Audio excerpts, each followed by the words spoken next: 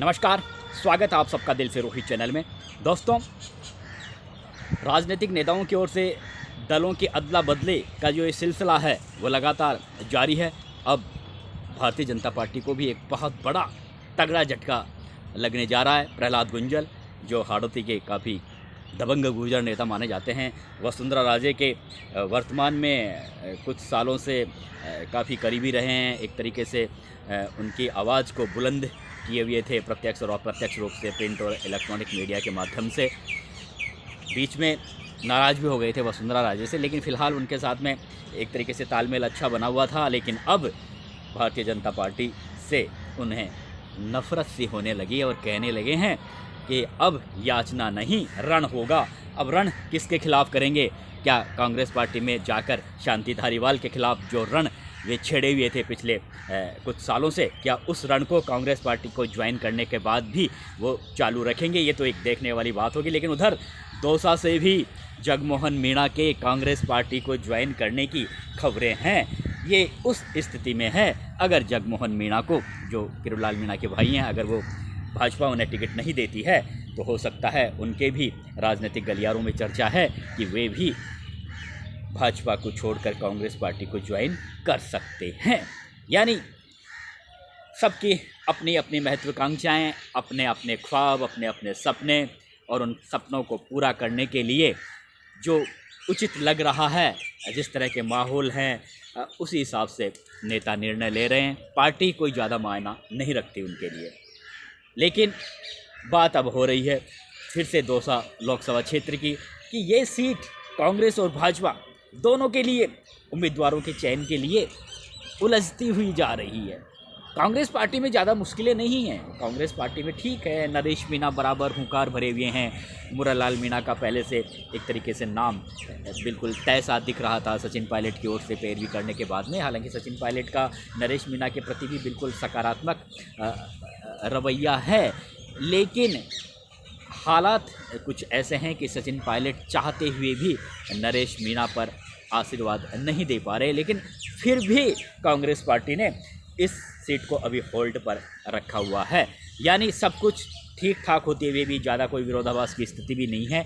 नरेश मीणा को तो सचिन पायलट हो सकता है उन्होंने मन में सोच रखा होगा कि मैं अंतिम समय तक उनको राजी कर लूँगा, लेकिन 27 मार्च को उन्होंने दौसा में एक बहुत बड़ी रैली करने का ऐलान कर दिया है। सोशल मीडिया पर उनकी रैली के बखान किए जा रहे हैं, बड़ी से बड़ी संख्या में लोगों के जुटने की बात कही जा रही है। और उन्होंने खुद ने भी मीडिया में कहा है कि मैं 27 मार्च को बहुत बड़ी रैली करने वाला हूँ दौसा में, और उस रैली के बाद में एक तरीके से वो मेरी नामांकन रैली होगी और मैं चुनाव लड़ूंगा, चाहे कांग्रेस मुझे टिकट दे या नहीं दे, बीजेपी में जाऊंगा नहीं, निर्दलीय चुनाव लड़ूंगा। अब लड़ेंगे नहीं लड़ेंगे, नामांकन भरेंगे या नहीं भरेंगे, या नामांकन भरने के बाद में भी प्रेशर में आकर नाम वापस ले लेंगे, वो तो सारी चीज़ें बाद में देखने को मिलेगी। लेकिन यहाँ पर कांग्रेस पार्टी अभी जगमोहन मीणा पर पैनी निगाहें टिकाई हुई है, और इसीलिए मुरारलाल मीणा का नाम ओपन नहीं कर रही है कांग्रेस पार्टी। कांग्रेस पार्टी को ये पता है जगमोहन मीणा किरोड़ी मीणा के भाई हैं, तो काफ़ी अच्छी राजनीतिक हैसियत और क़ुव्वत रखते हैं। और अगर किरोड़ीलाल मीणा भी भाजपा से बगावत कर देते हैं तो ये तो सोने में सुहागा रहेगी, और अगर किरोड़ी मीणा चुपचाप रहते हैं तब भी हो सकता है साइलेंट वोटर कांग्रेस पार्टी के पक्ष में आ जाए और जगमोहन मीणा की जीत हो जाए। इसलिए वो जगमोहन मीणा को कांग्रेस पार्टी टिकट देने के बारे में गंभीरता से सोच रही है। दोस्तों, मैं बिल्कुल क्लियर आपको ये बात कहता हूँ, और इसी वजह से कांग्रेस पार्टी वहाँ पर टिकटों का ऐलान नहीं कर रही है। लेकिन नरेश मीणा दिल्ली में है, और बराबर अभी 2 दिन से वे लगातार दिल्ली में हैं और प्रेशर बनाए हुए हैं, बराबर कह रहे हैं कि मैं तो लड़ूंगा, चुनाव लड़ूंगा।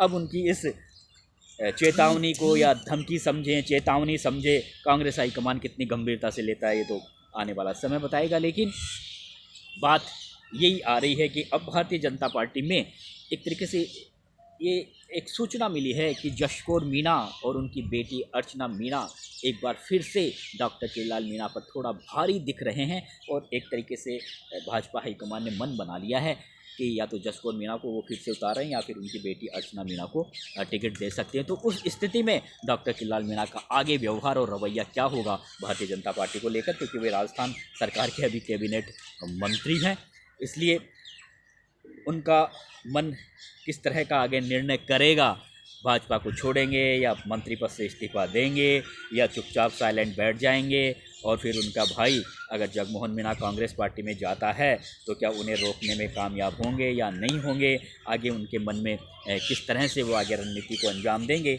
ये तो आने वाला समय बताएगा। लेकिन नरेश मीणा ने साफ कह दिया है कि पहले इस तरह की खबरें भी आ रही थी मीडिया में, कुछ इस तरह के उनके बयान भी आ रहे थे, अगर डॉक्टर किलाल मीणा के परिवार का कोई सदस्य खड़ा होगा तो मैं चुनाव नहीं लड़ूंगा। लेकिन अब मन पलट गया है, थक गए हैं, 44 साल के हो गए हैं, इसलिए चुनाव तो लड़ेंगे, चाहे डॉक्टर किलाल मीणा के परिवार के किसी सदस्य को अगर बीजेपी टिकट देती है तब भी वो चुनाव लड़ेंगे। इस तरह की उनकी बिल्कुल पूरा मन बना लिया है। और मुरारी लाल मीणा को वो पानी पी पी कर कुछ उनके अंदर की आत्मा काफ़ी दुखी है, इसलिए वो सब कुछ कह रहे हैं कि मुरारी लाल मीणा अब इस समय पिछली सरकार में मंत्री रह चुके हैं, इस समय विधायक हैं, अब उन्हें क्या चाहिए, अब थोड़ा सा जो युवा हैं उनके लिए भी जगह खाली छोड़नी चाहिए, उसे उन्हें दिक्कत क्या है। मैं उनकी बेटी के लिए भी मैंने खूब चुनाव प्रचार किया था, आगे जब 2026 में परिसीमन होगा, सीटें बढ़ेगी, उस समय देख लेना अपनी बेटी को, उस समय आप एडजस्ट कर देना राजनीति में। अभी इतनी जल्दी क्या है। जो बेचारे कार्यकर्ता हैं, जो दरी पट्टी उठा रहे हैं, जो कांग्रेस पार्टी के लिए सड़कों पर लड़ाई लड़ रहे हैं, थोड़ा उनके लिए भी तो आप रास्ता बनाइए, थोड़ा उन्हें भी तो आप आगे आने दीजिए। कुछ इस तरह की बातें वो मुरारी लाल मीणा को लेकर बोल रहे हैं। और वो लगातार सचिन पायलट को भी एक तरीके से बराबर उनसे संपर्क करने की कोशिश कर रहे हैं, बराबर उनसे बातचीत कर रहे हैं, बराबर उन्हें अपना पक्ष रख रहे हैं कि मैंने ऐसा क्या कर दिया, मैंने तो हमेशा आपका और पार्टी का हित चाहा है और बराबर मैंने पार्टी को मजबूती दी है और मैं जिताऊ कैंडिडेट हूँ। मेरे साथ में मीणा समाज के वोटर ही नहीं बल्कि हर जाति और बिरादरी के वोटर मुझे लाइक करते हैं, मेरे पास टीम है और मैं ये सीट निकाल सकता हूँ, तो फिर मुझे कांग्रेस पार्टी को टिकट देने में कहाँ दिक्कत आ रही है। लेकिन दिक्कत ये आ रही है कि गोविंद सिंह डोटासरा नहीं चाहते, प्रमोद जैन भाया नहीं चाहते, सुखजिंदर सिंह रंधावा नहीं चाहते, अब अकेले सचिन पायलट क्या करे। कहीं ना कहीं फिर सचिन पायलट, मुरारी लाल मीणा भी सचिन पायलट के उतने ही प्रिय हैं जितने नरेश मीणा, इसलिए फिर सचिन पायलट भी कहीं ना कहीं इस मामले में थोड़ा चुप बैठ जाते हैं। हालांकि अगर सचिन पायलट इतनी कुव्वत रखते हैं, सचिन दौसा में उन्हीं के पसंद का व्यक्ति को टिकट मिलेगा, अगर सचिन पायलट ये कह दे कि नहीं नरेश मीणा को टिकट देना ही चाहिए, तो फिर इतनी चल भी नहीं पाएगी डोटासरा की या फिर सुखजिंदर सिंह रंधावा की या फिर प्रमोद जैन भाया की। लेकिन सचिन पायलट थोड़ा सा इस मामले में उनका भी नरेश मीणा की तरफ थोड़ा झुकाव तो कम है ही, हालांकि पूरी तरह से नहीं है लेकिन झुकाव कहीं ना कहीं कम है। और यही वजह है कि मुरारी लाल मीणा का नाम इन्हीं सीट्स पर है। अब बात यही आती है कि अगर नरेश मीणा वहाँ से खड़े होते हैं तो फिर कांग्रेस पार्टी के कैंडिडेट के रास्ते तो काफ़ी कठिन होना तय है दोस्तों। अगर ये सोचे कि नहीं नरेश मीणा के साथ में कोई वोटर नहीं है तो ये कांग्रेस हाईकमान बहुत गलत सोच रहे हैं। और भाजपा के जो रणनीतिकार भी शायद उन्हें इस बात का, नरेश मीणा की राजनीतिक हैसियत का डॉक्टर किलाल मीणा भी जानते हैं कि नरेश मीणा के साथ में भी भीड़ है, लोग सहानुभूति के तौर पर उनसे जुड़े हुए हैं।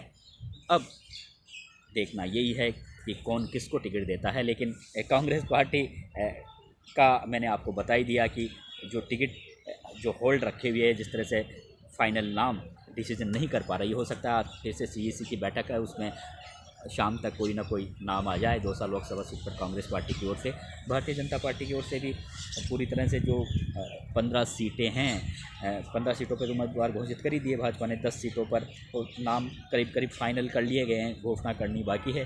हो सकता है आज शाम तक दोनों ही पार्टियों की ओर से कैंडिडेटों का ऐलान कर दिया जाए, उसमें 2 सीट पर भी दोनों ही पार्टियां कैंडिडेटों का ऐलान कर सकती है। अगले वीडियो तक मैं आपको फिर से तरोताज़ा खबरें आपके सामने पेश करता रहूँगा।